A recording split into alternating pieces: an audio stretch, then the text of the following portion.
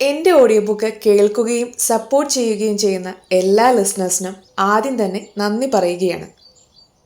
എൻ്റെ അവതരണത്തെ പറ്റിയിട്ടുള്ള വിമർശനങ്ങളും അഭിപ്രായങ്ങളും പ്രതീക്ഷിക്കുന്നു.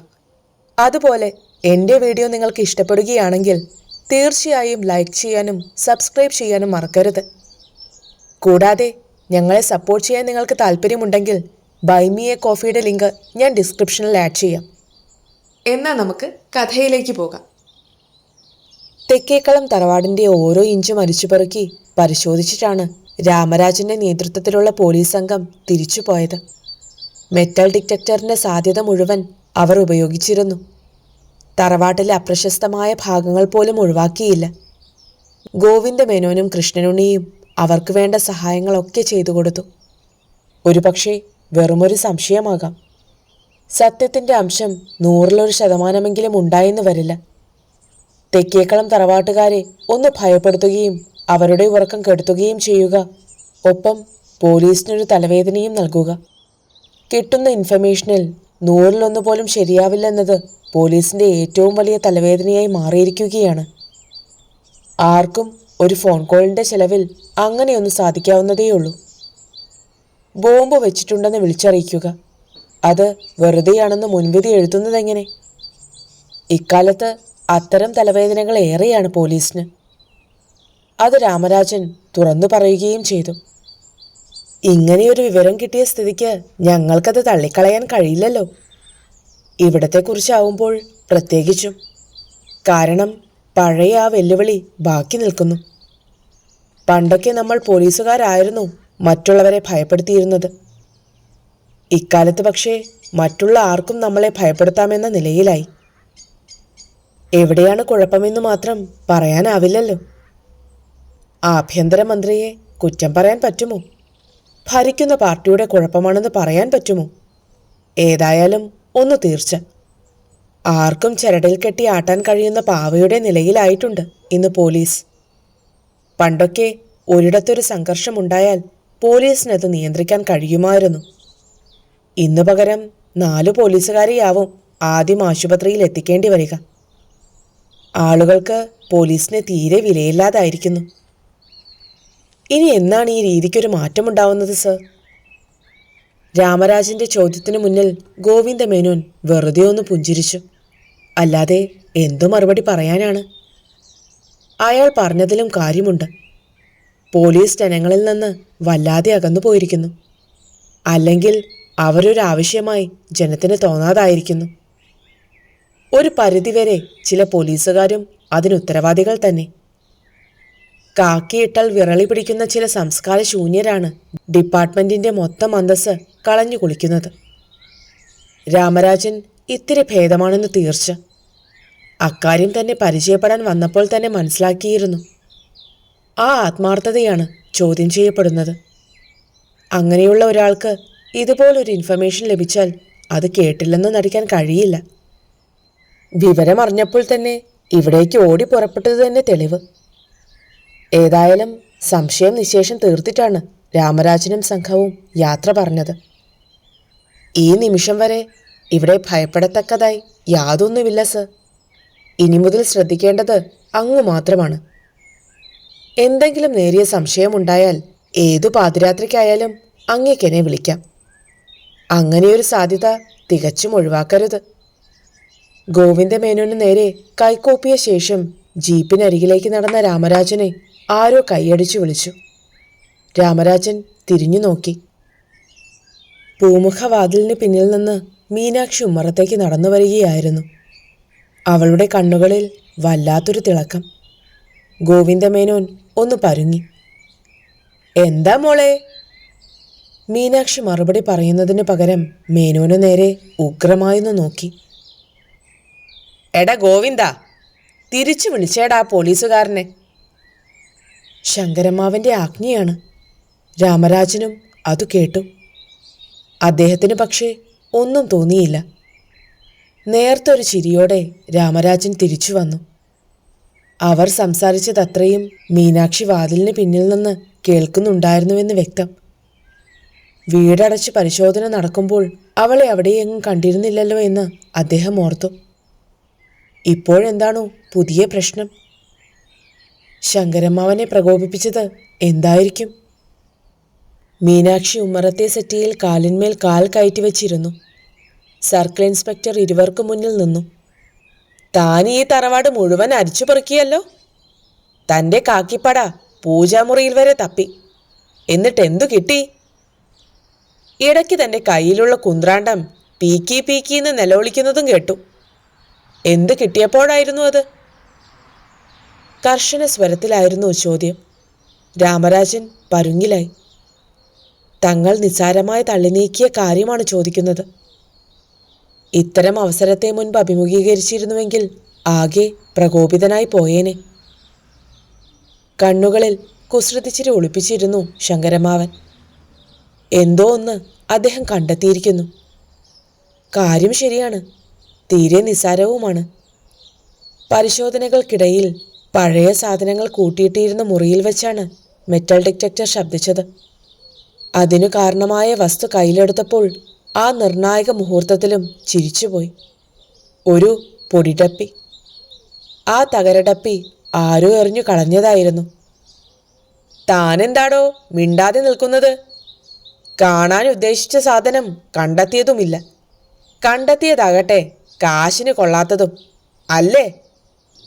ഇതാ നിങ്ങളുടെ ഒരു കുഴപ്പം. ഇവൻ ഈ ഗോവിന്ദനും കുറെ കാലം കള്ളനും പോലീസും കളിച്ചതല്ലയോ? ഇവിടെ മാത്രമല്ല, മിക്കവാറും എല്ലായിടത്തും നിങ്ങളുടെ കാര്യങ്ങൾ ഇങ്ങനെ തന്നെയാണ്. തൊണ്ടിയെടുക്കാൻ പട്ടിയെയും കൊണ്ടുവരുന്ന കൂട്ടരാണല്ലോ നിങ്ങൾ. ഏതെങ്കിലും പട്ടി ഇക്കാലത്ത് തൊണ്ടി കണ്ടെടുക്കുമ്പോഴോ? അവൻ മണത്തു നടക്കുമെന്ന് തീർച്ച. അതാരുടെയെങ്കിലും അടുക്കളപ്പിന്നിൽ ചെന്നു നിൽക്കും. കാര്യെന്താ? ആ വീട്ടുകാർ അവിടെയായിരിക്കും മീൻ കഴുകിയ വെള്ളം ഒഴിച്ചിരുന്നത്. അതോടെ അന്വേഷണം വഴിമുട്ടുകയും ചെയ്യും. ഇവിടെയും സംഭവിച്ചത് അതുതന്നെയാടോ. നിങ്ങൾ തിരക്കി വന്ന സാധനം ഇവിടെ തന്നെയുണ്ട്. അത് നിങ്ങളെ ഒന്ന് കാട്ടിയിട്ടേ ഞാൻ വിടാൻ തീരുമാനിച്ചിട്ടുള്ളൂ. അതുകൊണ്ടാ തിരിച്ചു വിളിച്ചത്. ശങ്കരമ്മാവൻ്റെ ആ പഴയ പരിഹാസ ശബ്ദം. രാമരാജൻ നിശബ്ദം നിന്നതേയുള്ളൂ. തൻ്റെ സ്ഥാനത്ത് മറ്റാരെങ്കിലും ആയിരുന്നുവെങ്കിൽ മുന്നിലിരിക്കുന്നത് ഒരു പെൺകുട്ടിയാണെന്നൊന്നും വിചാരിക്കില്ല. മുഖമടച്ചായിരിക്കും അടി വീഴുക. ഇവിടെ മീനാക്ഷിയുടെ ഇരട്ട വ്യക്തിത്വത്തെക്കുറിച്ച് അറിയാവുന്നതുകൊണ്ട് മാത്രമാണ് തനിക്ക് ആ വാക്കുകളൊക്കെ നിർമ്മമതയോടെ തന്നെ കേട്ടു നിൽക്കാൻ കഴിയുന്നത്. മീനാക്ഷി അല്ല, ശങ്കരമാവൻ പറഞ്ഞ അവസാന വാക്കുകൾ പക്ഷേ രാമരാജനിൽ നേരെയൊരു നടുക്കമുണ്ടായി. തങ്ങൾ അന്വേഷിച്ചു വന്ന സാധനം ഇവിടെ തന്നെ ഉണ്ടെന്ന്.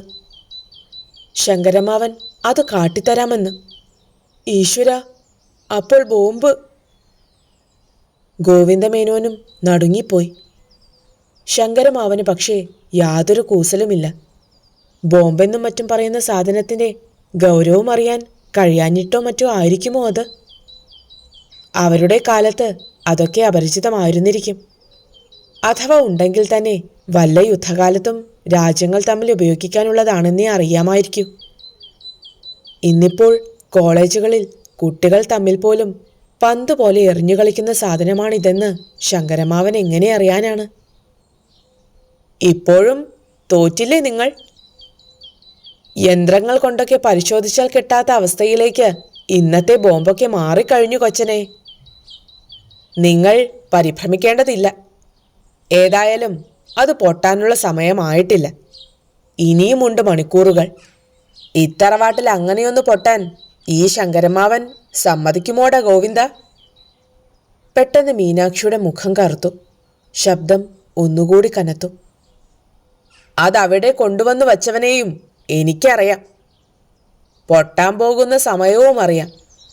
പിന്നെ എൻ്റെ കൊച്ചുമോളെ കൊല്ലാൻ വരാൻ കാത്തിരിക്കുന്ന കശ്മലന്മാരെയും അറിയാം. നിങ്ങളൊന്നും ചെയ്യേണ്ടതില്ല. ചെയ്യേണ്ടതെന്തെന്നും എനിക്കറിയാം. ഞാനത് സമയാസമയം ചെയ്തിരിക്കും. ഇത്തവണ ഗോവിന്ദമേനോൻ പിടഞ്ഞെണീറ്റ് പോവുക തന്നെ ചെയ്തു. ഈ വീട്ടിൽ ആരോ ബോംബ് കൊണ്ടുവന്ന് വെച്ചിരിക്കുന്നു. ശങ്കരമാവൻ അത് കാണുകയും ചെയ്തിരിക്കുന്നു. കൈ കൂപ്പിക്കൊണ്ട് അദ്ദേഹം മീനാക്ഷിയുടെ മുന്നിൽ നിന്നു. എൻ്റെ ശങ്കരമ്മാവ, അതെവിടെയാണെന്ന് ഇവരെ ഒന്ന് കാട്ടിക്കൊടുക്കൂ. വിവരമറിഞ്ഞ ഉടനെ ഓടിപ്പാഞ്ഞ് എത്തിയവരാണിവർ. ആത്മാർത്ഥതയുള്ള ഉദ്യോഗസ്ഥരാണ്. അവരെ വിഷമിപ്പിക്കരുത്. ഭ ഏഭ്യ, വിഷമിപ്പിക്കുകയാണോടാ ഞാൻ അവരെ? കാര്യം പറഞ്ഞ് മനസ്സിലാക്കുകയായിരുന്നില്ലേ? നീ പറഞ്ഞല്ലോ ഉത്തരവാദിത്വമുള്ള ആത്മാർത്ഥതയുള്ള ഉദ്യോഗസ്ഥരാണിവരെന്ന്.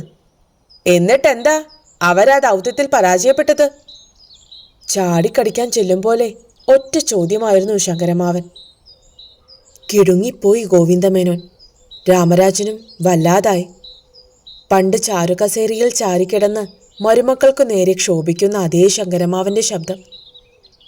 ആ ക്ഷോഭമടക്കാനുള്ള വഴിയും ഗോവിന്ദമേനോൻ എന്ന മരുമകൻ അറിയാമായിരുന്നു. കയ്യും കെട്ടി നിശബ്ദം കേട്ടു നിൽക്കുക. അതാവർത്തിച്ചു.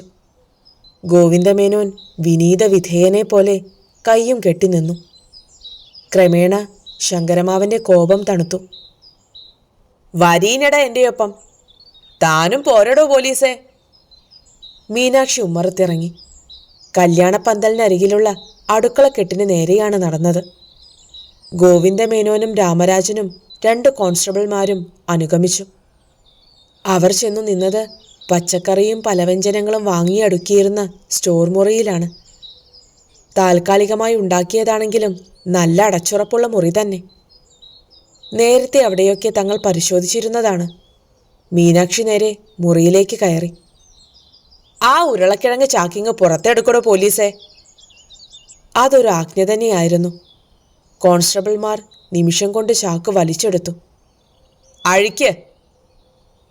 മീനാക്ഷി എലിക്ക് കയ്യും കൊടുത്താണ് നിൽപ്പ്. ചാക്കിൻ്റെ കെട്ടഴിക്കപ്പെട്ടു. ഇനി പതിയെ അതങ്ങ് കുടഞ്ഞിട്ടോ. പേടിക്കുകയൊന്നും വേണ്ട. ഇപ്പോഴത് എന്തായാലും പൊട്ടില്ല. എന്നല്ല, അതിനി ഒരിക്കലും പൊട്ടില്ല. കോൺസ്റ്റബിൾ ചാക്കു ചെരിച്ചു മറിച്ചു. മുറിയിൽ ഉരുളക്കിഴങ്ങുകൾ ഉരുണ്ടു നിറഞ്ഞു. അതിനിടയിൽ ഒരു മത്തങ്ങ. അതെ, ഉണങ്ങിയൊരു മത്തങ്ങ. നടുങ്ങിപ്പിടഞ്ഞു നിൽക്കുകയാണ് സർക്കിൾ ഇൻസ്പെക്ടർ രാമരാജൻ. ഗോവിന്ദമേനോൻ്റെയും പോലീസ് കോൺസ്റ്റബിൾമാരുടെയും അവസ്ഥയും അതുതന്നെയായിരുന്നു. യാതൊരു കൂസലും കൂടാതെ കൈകൾ എളിക്കുകുത്തി തെല്ലൊരു തമാശ മട്ടിൽ മീനാക്ഷി നിന്നു. മറ്റുള്ളവരുടെ ഭാവങ്ങൾ കണ്ട് രസിക്കുകയായിരുന്നു അവൾ. ആരു കണ്ടാലും ഒരു സംശയവും തോന്നേണ്ട കാര്യമില്ല. നല്ല വിളഞ്ഞൊരു മത്തങ്ങി എന്നതിലുപരി അതൊരു അപകട വസ്തുവാണെന്ന് ആർക്കു വിചാരിക്കാൻ കഴിയും? വിവാഹത്തലേന്ന് രാത്രി കറിക്ക് വെട്ടാൻ ആരംഭിക്കുമ്പോഴായിരിക്കും അതതിൻ്റെ തന്നിസ്വരൂപം കാണിക്കുക.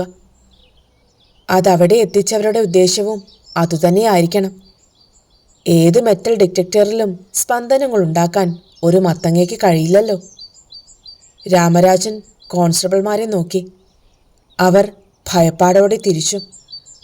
സൂക്ഷിച്ചു നോക്കിയാൽ മാത്രമേ ആ മത്തങ്ങയ്ക്ക് നടുവേ ഒരു മുറിവുണ്ടെന്ന് കണ്ടെത്താനാകൂ. അത്ര സൂക്ഷ്മമായിട്ടാണ് മുറിച്ചൊട്ടിച്ചിരിക്കുന്നത്. യാതൊരു സംശയവും കൂടാതെ കറിക്ക് വെട്ടുന്നയാൾ കത്തി കൊണ്ട് മുറിച്ചാൽ ആ സെക്കൻഡിലുള്ളിലെ ബോംബ് പൊട്ടിത്തെറിക്കും. ഭീകരമായൊരു ദുരന്തമാകാം അത് വരുത്തി തീർക്കുക. രാമരാജൻ പറഞ്ഞത് ശരിയാണ്. മീനാക്ഷിയെ മാത്രമല്ല, ആ വീട്ടിലെ മുഴുവൻ ആളുകളെയും ചിതറിത്തെറിപ്പിക്കാനുള്ള കെൽപ്പ് ഇതിനുണ്ടാകും. തെക്കേക്കളം തറവാടിനെ ഒരു മൺകൂനിയാക്കാനും കഴിഞ്ഞേക്കും. സർക്കിൾ ഇൻസ്പെക്ടർക്ക് ലഭിച്ച ഇൻഫർമേഷൻ 100% ശരിയായിരുന്നുവെന്ന് തെളിഞ്ഞിരിക്കുന്നു. ഇതിനി എന്താ ചെയ്യുക? ബോംബ് സ്ക്വാഡിനെ വിവരം അറിയിച്ചാലോ? രാമരാജൻ ഗോവിന്ദമേനോനോട് തിരക്കി. ഇപ്പോൾ സർവീസിലില്ലെങ്കിലും ഒരിക്കൽ തൻ്റെ മേലുദ്യോഗസ്ഥൻ്റെ റാങ്കിൽ ജോലി ചെയ്തിരുന്ന ആളല്ലേ. അത് അംഗീകരിക്കാനുള്ള മനസ്സ് രാമരാജനുണ്ടായിരുന്നു. അതങ്ങ് പോലീസ് സ്റ്റേഷനിലേക്ക് കൊണ്ടുപോയിക്കോ പോലീസേ. അങ്ങനെയല്ലേ ഓരോ ഇടത്തും നടക്കുന്നത്. അവിടെ ചെന്നിട്ടേ പൊട്ടു. ശങ്കരമാവിൻ്റെ ശബ്ദം. കുറേ നാൾ മുൻപ് വഴിയിൽ നിന്ന് ലഭിച്ച ചാക്കുകെട്ട് പോലീസുകാരെടുത്ത് സ്റ്റേഷനിൽ എത്തിച്ചതും നിർവീര്യമാക്കാനുള്ള ശ്രമത്തിനിടയിൽ പൊട്ടിത്തെറിച്ചതും പത്രങ്ങളിൽ വാർത്തയായിരുന്നത് ഗോവിന്ദമേനോൻ ഓർത്തു. അതെ, അതാ നല്ലതും തൽക്കാലം എളുപ്പവും. രാമരാജൻ സമ്മതിച്ചു. ആ മത്തങ്ങ കയ്യിലെടുത്ത് പരിശോധിക്കുകയും ചെയ്തു. ധൈര്യമായി കൊണ്ടുപോയിക്കോളൂ. ഇപ്പോഴൊന്നും സംഭവിക്കില്ല. പിന്നെ ഇതിവിടെ എത്തിച്ചവരെ ഇപ്പോഴൊന്നും തിരയണ്ട. അവരിന്ന് അർദ്ധരാത്രി കഴിഞ്ഞേ ഇവിടെ എത്തൂ. ഞാനവരെ കൈയോടെ പിടിച്ചങ്ങേൽപ്പിച്ചേക്കാം. ഇത്തറവാട്ടിലെ ഒരു കുട്ടിയെ അങ്ങനെ ചതിവിൽ ആർക്കും കൊലപ്പെടുത്താനാവില്ല. നിങ്ങൾ കൊണ്ടുപോയില്ലെങ്കിലും ഇവിടെ വച്ച് പൊട്ടുമായിരുന്നിരിക്കാം. നിങ്ങളായി അതിനനുവദിച്ചില്ലല്ലോ. ആ, സാരമില്ല. ശങ്കരമാവൻ പറഞ്ഞു. ഒരക്ഷരം ഉരിയാടാനാവാത്ത അവസ്ഥയിലായി ഗോവിന്ദമേനോൻ. രാമരാജൻ മത്തങ്ങ ബോംബ് കോൺസ്റ്റബിളിന് കൈമാറി. ഉൾക്കിടിലത്തോടെയാണ് അയാൾ അത് കയ്യിൽ വാങ്ങിയത്. ഇതിവിടെ എത്തിച്ചവരെ സമ്മതിക്കണം. ആർക്കും യാതൊരു സംശയത്തിനും ഇട കൊടുക്കാതെയല്ലേ കൃത്യം നിർവഹിച്ചിരിക്കുന്നത്. ഇവിടെ എത്തിച്ചതാരാണ്? രാമരാജൻ ചോദിച്ചു. അതറിഞ്ഞിട്ട് യാതൊരു വിശേഷവുമില്ല. അയാൾ തികച്ചും നിരപരാധിയാണ്. ചന്തയിൽ നിന്ന് ലിസ്റ്റ് അനുസരിച്ച് പച്ചക്കറി സാധനങ്ങൾ വാങ്ങി ഇവിടെ എത്തിക്കുക മാത്രമേ അയാൾ ചെയ്തിട്ടുള്ളൂ. അയാൾ പോലും അറിയാതെയാണ് ഉരുളക്കിഴങ്ങ് ചാക്കിൽ മത്തങ്ങ കയറിയത്. ഞാൻ പറഞ്ഞുവല്ലോ, അർദ്ധരാത്രി വരെ ക്ഷമിക്കുക. അല്ലെങ്കിൽ കൃത്യം 12:50 ഇങ്ങു വന്നേക്ക്. പ്രതിയെ ഞാൻ പിടിച്ചങ്ങു തന്നേക്കാം. ശങ്കരമാവൻ ഉറപ്പുകൊടുത്തു. മീനാക്ഷി അപ്പോഴും യാതൊരു ഭാവഭേദവുമില്ലാതെ നിൽക്കുകയാണ്. രാമരാജൻ മീനാക്ഷിയെ നോക്കി കൈകൂപ്പിയിട്ടാണ് യാത്ര പറഞ്ഞത്. മീനാക്ഷിയും ഗോവിന്ദമേനോനും അടുക്കളപ്പുരയിൽ നിന്ന് പുറത്തേക്ക് നോക്കി. മേനോൻ ചിന്താഭാരത്തോടെ ഉമ്മറത്തെ ചാരുകസേരയിൽ തന്നെ ഇരുന്നു. മുറിക്കുള്ളിലേക്ക് പോയ മീനാക്ഷി തെല്ലൊരു നേരം കഴിഞ്ഞപ്പോൾ പുറത്തേക്ക് ഓടിയിറങ്ങി വന്നു. എന്താ മുത്തച്ഛ വല്ലാതെ? അവരൊക്കെ എന്തിനാ ഇവിടെ വന്നു പോയത്? ഇവിടെയൊക്കെ പരിശോധിച്ചത്? മീനാക്ഷി കൗതുകത്തോടെ ചോദിച്ചു. അപ്പോഴവളുടെ ശബ്ദം അവളുടേത് തന്നെയായിരുന്നു. തൊട്ടു മുൻപേ നടന്നതൊന്നും അവൾക്ക് ഓർമ്മയില്ലെന്നല്ലേ അതിനർത്ഥം. അതറിഞ്ഞപ്പോഴും ഗോവിന്ദമേനോന് പരിഭ്രമമാണുണ്ടായത്. രാമരാജനോട് 12:50 ഇവിടേക്ക് വരാൻ പറഞ്ഞാണ് അവൾ അയച്ചിരിക്കുന്നത്. കൃത്യനിഷ്ഠയുള്ള അയാൾ കൃത്യസമയത്ത് തന്നെ വരുമെന്ന് തീർച്ച. ഇവൾക്കാണെങ്കിൽ കഴിഞ്ഞതൊന്നും ഓർമ്മയുമില്ല. ആ പഴയ ശങ്കരമാവനായി അവൾ മാറിയെങ്കിലെന്ന് ആദ്യമായി ഗോവിന്ദമേനോൻ ആഗ്രഹിച്ചു പോയ നിമിഷമായിരുന്നു അത്. ശങ്കരമാവനാണ് ഒരു വൻ വിപത്തിൽ നിന്ന് തറവാടിനെ രക്ഷിച്ചിരിക്കുന്നത്. ശങ്കരമാവൻ തന്നെയാണ് രാത്രിയിലെത്തുന്ന കൊലയാളികളെ പിടിച്ചു കൊടുക്കേണ്ടത്. വരുന്ന കൊലയാളികൾക്കാവശ്യം മീനാക്ഷിയെയും. നീ ഒന്നും അറിഞ്ഞില്ലേ മോളെ? അവർ വന്നത് എന്തിനാണെന്നും അവർ പരിശോധിച്ചത് എന്തിനാണെന്നും? ഇല്ല മുത്തച്ഛ. അടുക്കളപ്പുരയിൽ നിന്ന് അവരൊരു മത്തങ്ങയെടുത്ത് കൊണ്ടുപോയെന്ന് പറയുന്നത് കേട്ടു. അവർക്കെന്തിനാ മുത്തച്ഛ മത്തങ്ങ? നിഷ്കളങ്കതയോടെയാണ് അവളുടെ ചോദ്യം. സാധാരണ ഒരു കൊച്ചുകുട്ടി ചോദിക്കുന്ന സത്യസന്ധമായ ചോദ്യം.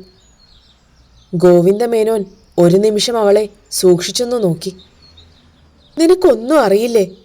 നീയല്ലേ ആ മത്തങ്ങയെടുക്കാൻ അവരെ സഹായിച്ചത്? ദേ മുത്തച്ഛ, കള്ളം പറയരുത്. ഞാൻ എൻ്റെ മുറിയിൽ നിന്ന് എങ്ങോട്ടും ഇറങ്ങിയിട്ടില്ല. ഇപ്പോഴാ ഇങ്ങു വന്നത് തന്നെ. ശരി ശരി, അതിനിയൊരു പ്രശ്നമാക്കണ്ട. ആ മത്തങ്ങ കണ്ടപ്പോൾ അവർക്കൊരു കൗതുകം. അത്രയും ഭംഗിയുള്ള ഒരെണ്ണം അവരിതുവരെ കണ്ടിട്ടേയില്ലത്രേ. അതുകൊണ്ടാ കൊണ്ടുപോയത്. ഗോവിന്ദമേനോൻ പുഞ്ചിരിയോടെ പറഞ്ഞു. അവളെയൊന്ന് ശുണ്ടിപ്പിടിപ്പിക്കുകയായിരുന്നു ഉദ്ദേശ്യം. വീർപ്പ് മുട്ടി നിൽക്കുന്ന നിമിഷങ്ങൾക്ക് അങ്ങനെയെങ്കിലും ഒരു ലാഘവം കൈവരട്ടെയെന്ന് അദ്ദേഹം കരുതി. പാവം ഇൻസ്പെക്ടർ. അയാൾക്ക് നാളെ തന്നെ ചന്തയിൽ നിന്നൊരു പെട്ടി ഓട്ടോ നിറയെ മത്തങ്ങി ഇറക്കി കൊടുക്കാൻ പറയും മുത്തശ്ശ. വയറു നിറയെ പാവം പുഴുങ്ങി തിന്നട്ടെ. അയൽക്കാരൊക്കെ പടി കയറി വരുന്നത് കണ്ടപ്പോഴാണ് മീനാക്ഷി പിന്തിരിഞ്ഞത്. വിവാഹ വീട്ടിലേക്ക് ക്ഷേമാന്വേഷണങ്ങളുമായി വന്നവരായിരുന്നു അവർ. ഇനി രാത്രി വളരും തോറും ആളുകൾ കൂടുതൽ കൂടുതൽ എത്തിക്കൊണ്ടിരിക്കും. 9 മണിയോടെ കറിക്ക് വെട്ടാൻ ആരംഭിക്കേണ്ടതാണ്. ഒക്കെ കരാറുകാരെ ഏൽപ്പിച്ചിരുന്നതുകൊണ്ട് മേൽനോട്ടത്തിനല്ലാതെ തറവാട്ടംഗങ്ങൾക്ക് അതിലൊന്നും ബന്ധപ്പെടേണ്ട കാര്യമുണ്ടായിരുന്നില്ല. പകലെ തന്നെ ബന്ധുക്കളും മറ്റും എത്തിക്കഴിഞ്ഞിരുന്നുവെങ്കിലും അവരൊക്കെ ആ വലിയ തറവാടിൻ്റെ അകത്തളങ്ങളിൽ പരിചയം പുതുക്കലിലും മറ്റു തിരക്കുകളിലും വ്യാപൃതരായിരുന്നു. പെണ്ണുങ്ങൾ ജയലക്ഷ്മിയുടെ മുറിയിൽ ചുറ്റിപ്പറ്റി നിന്നു. ഏതു കാര്യത്തിനും ഓടാനും നിമിഷങ്ങൾ കൊണ്ടത് സാധിക്കാനും ആളുകളുണ്ട്. അതിനാൽ തറവാട്ടംഗങ്ങൾക്ക് അതിലൊന്നും അലയേണ്ടി വന്നിരുന്നില്ല. ഒരു ചെറിയ കാര്യത്തിന് പോലും സമയത്ത് നെട്ടോട്ടമോടേണ്ട കാര്യം ഗോവിന്ദമേനോനില്ല. അദ്ദേഹത്തിൻ്റെ ചിട്ട അറിഞ്ഞു വളർന്ന തറവാട്ടിലെ മറ്റംഗങ്ങൾക്കും. അടുക്കളയിലും ചേച്ചിയുടെ മുറിയിലുമൊക്കെ ഒന്ന് ചുറ്റിക്കറങ്ങി മീനാക്ഷി തൻ്റെ മുറിയിലേക്ക് കയറി. ആഭരണങ്ങളും സാരിയും മറ്റും കാണുന്ന പെണ്ണുങ്ങളുടെ തിരക്കാണ് ജയലക്ഷ്മിയുടെ മുറിയിൽ. മുൻപൊരിക്കൽ കല്യാണത്തലേന്ന് കണ്ട ആഭരണങ്ങളാണെങ്കിലും പിന്നെയും അത് കണ്ടേ മതിയാവൂ ഓരോരുത്തർക്കും. മന്ത്രകോടി ഒഴികെ മറ്റൊന്നും പുതുതായി വാങ്ങേണ്ടതില്ലായിരുന്നുവല്ലോ. ബന്ധുക്കളുടെ വലയത്തിൽപ്പെടാതെയും മീനാക്ഷി ഒഴിഞ്ഞു നടന്നു.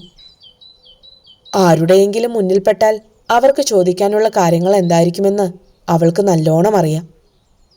ചിലർക്ക് രഹസ്യമായി അറിയേണ്ടത് തങ്ങളുടെ ഭാവിയെ പറ്റിയാണ്. ഒരു പ്രവാചകി എന്ന നിലയിൽ മീനാക്ഷിയെ സ്വാധീനിച്ച് തങ്ങളുടെ ഭാവി കാര്യങ്ങൾ മനസ്സിലാക്കാൻ ചിലർ ശ്രമിക്കാതിരുന്നില്ല. മീനാക്ഷി പക്ഷേ പ്രവചനങ്ങൾ നടത്തുന്നതിൽ നിന്ന് ഒഴിഞ്ഞു നിന്നു. തനിക്ക് അങ്ങനെയൊരു കഴിവുണ്ടെന്ന് അവർ വിശ്വസിക്കുന്നില്ല. പറഞ്ഞതുപോലെയൊക്കെ നടക്കുമെങ്കിലും അതുകഴിഞ്ഞാൽ അടുത്ത നിമിഷം അവൾ അതെല്ലാം നിശേഷം മറക്കും. താൻ അങ്ങനെയൊക്കെ പറഞ്ഞോ എന്ന് ഓർത്തെടുക്കാൻ പോലും അവൾക്ക് കഴിയാറില്ല. സ്വന്തം മുറിയിൽ ചെന്ന് അഭയം തേടിയതിലൂടെ സ്വയമൊരു രക്ഷപ്പെടൽ നടത്തുകയായിരുന്നു മീനാക്ഷി. സമയം കടന്നു പോയിക്കൊണ്ടിരുന്നു. തറവാട്ടിൽ ആൾത്തിരക്ക് വർദ്ധിച്ചു വന്നു. അടുക്കളപ്പുര സജീവമായി.